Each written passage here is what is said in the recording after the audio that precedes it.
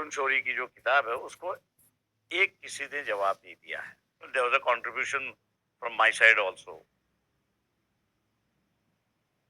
Britishers were aware of the fact, but British इस बात की जानकारी थी कि उनको 10 साल, 15 साल, 20 साल के बाद या 50 साल के बाद उनको एक सिचुएशन फेस करनी होगी कि यू आर दी एक्सप्लॉइटर्स, तो एक्सप्लॉइट करने वाले लोग हो, और इसलिए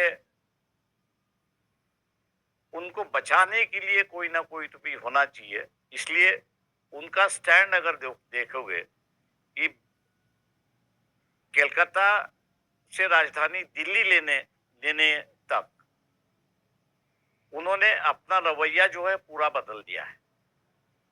दिल्ली पहुंचने के बाद जो है उनका ये था कि भैया you come and rule the country, आप आइए और अपने देश को चलाइए. अब ये जो बातें हैं जिस पर he was the first person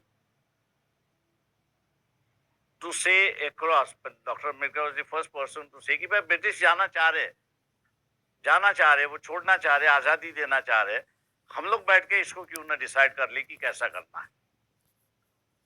तो ये जो मैं समझता हूँ कि आधी बातें उनकी बाहर आई है, आधी बातें और आएगी, और जैसे जैसे उनका रोल जो है वो क्लैरिफाई होती जाएगा, वैसे मेरे ख्याल से ये जो कंट्रोवर्सी क्रिएट कर रहे हैं, और इस कंट्रोवर्सी में एक एंगल भी है जिसको मैं कहूंगा कि I divide Brahmins into 5 parts. One is socialist, one is Marxist, one is humanist, one is RSS, and one is, you can say, ideal man. तो इनमें से जो आरएसएस के ब्राह्मण जो है उनको दिक्कत है उनकी इमेज से, बाकी सब उनको सपोर्ट करते हैं, तो we don't consider it as a big issue. एक आखिरी सवाल है मेरा आपसे, चूंकि राहुल गांधी को लेके बहुत बात हो रही है इस वक्त, जब हम दलित पॉलिटिक्स की बात करते हैं और जब हम अंबेडकर की बात करते हैं, क्योंकि वो उसे बहुत ओन कर रहे हैं, चाहे वो चमार स्टूडियो के व्यक्ति से जाके मिलना हो, चाहे वो दलित खाने की बात करना, मतलब कुल मिला के अब उसे आप पॉलिटिक्स कह लीजिए या राहुल गांधी के लिए बदलाव कह लीजिए, वो एक नए किस्म से राहुल गांधी नजर आ रहे हैं. मेरा सवाल आपसे ये है कि इस पूरे जो राजनीति है, जो पूरा बदलाव है, उसे देखते हुए आपको लगता है कि राहुल गांधी दलित हितैषी है?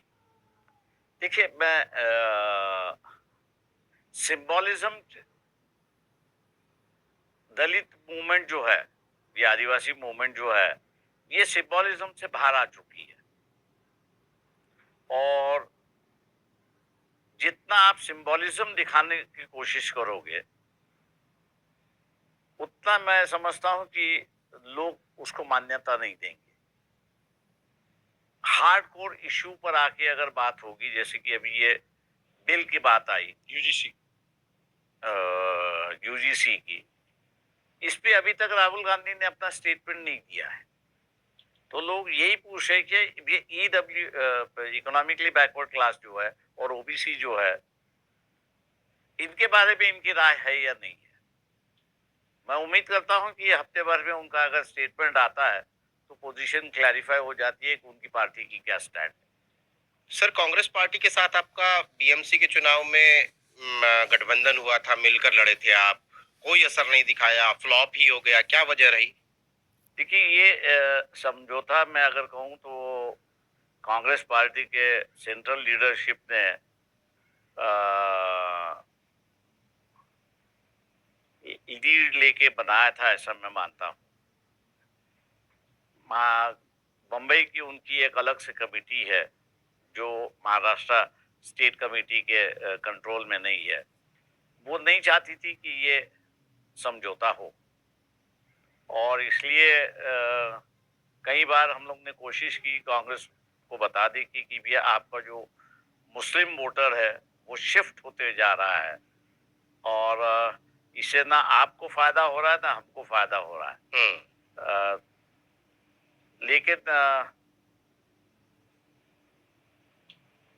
जिस तरह से उत्साह मैं कहूँगा सेंट्रल लीडरशिप ने बताया समझौते के लिए उसको निभाने के लिए जो ऊपर से कोई सिस्टम होनी चाहिए थी, वो सिस्टम नहीं थी, और इसलिए दोनों को नुकसान हुआ इसे एक परिस्थिति। सर एक सवाल और है, क्या आपको कभी लगता है, आपने चूंकि अपने आप को राजनीतिक नजरिए से, चुनावी नजरिए से महाराष्ट्र तक महदूद किया हुआ है, कभी आपको लगता है कि दूसरे राज्यों में जो दलित पॉलिटिक्स या अंबेडकरवादी पॉलिटिक्स करने वाली पार्टियां हैं, आप उनकी मदद के लिए जाएं, चुनावी मदद के लिए जाएं? मसलन उत्तर प्रदेश में अगर आज बीएसपी बहुत हाशिए पर है और प्रकाश अंबेडकर उनके साथ जाकर खड़े होते हैं चुनाव में, तो ये तो बहुत बड़ी बात हो जाएगी ना। ये किया था, कहिए कि हम लोग जब अब तो मैं 70s क्रॉस कर चुका हूँ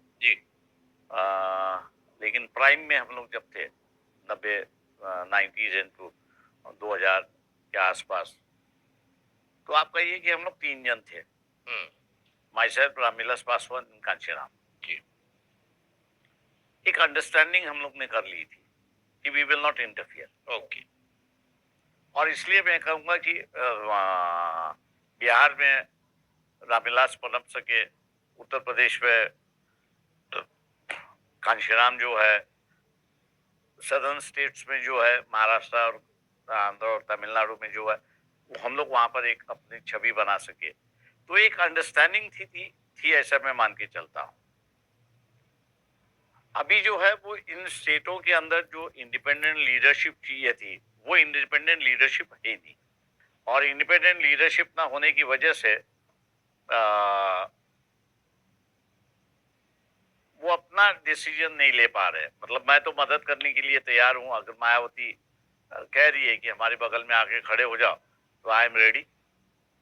अगर रामविलास के बेटे है चिराग जो है, वो अपनी इंडिपेंडेंट राजनीति करना चाहेंगे, तो यस। अब जैसे है कि राजस्थान में बिल समाज की जो पार्टी है उभर रही है, अब उसको हम लोग मदद तो कर रही है पूरे। जी, ये तो काफी आपने एक बड़ी और महत्वपूर्ण बात कही कि अगर वो लोग चाहेंगे तो आप उनकी मदद के लिए जाने के लिए तैयार हैं। तो दोस्तों, आज जब देश में चुनाव भी और चुनाव के अलावा भी हम संविधान में बदलाव बनाम संविधान की रक्षा, आरक्षण